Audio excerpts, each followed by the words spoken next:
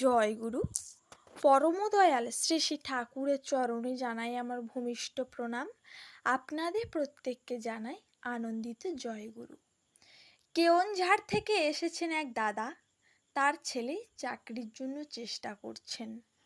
পরিবারের আয় খুব সামান্য। নানান পারিবারিক সমস্যা ও বাধার মধ্য দিয়ে তাদের জীবন কাটছে।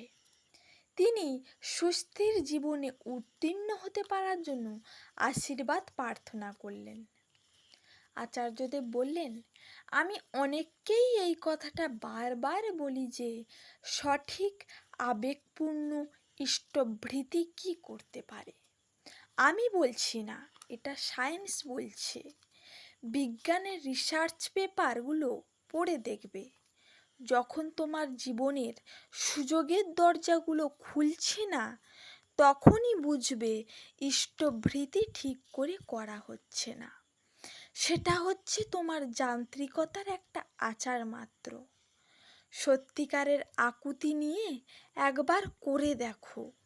অন্তরের আবেগটাকে একবার সেই তীব্রতর জায়গায় নিয়ে যাও, হবেই হবে। 1000 বার করলে 1000 বার হবে।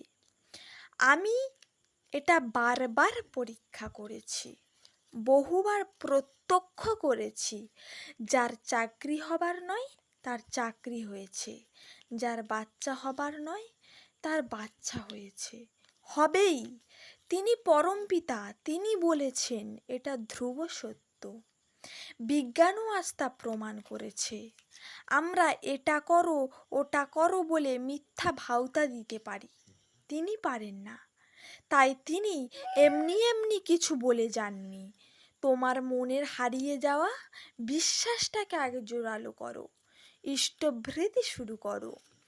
জীবনের অনেকগুলো শর্তের মধ্যে প্রথম শর্তে যদি আমরা তাকে নিয়ে আসতে পারি, তবেই তাকে উপলব্ধি করতে পারবো।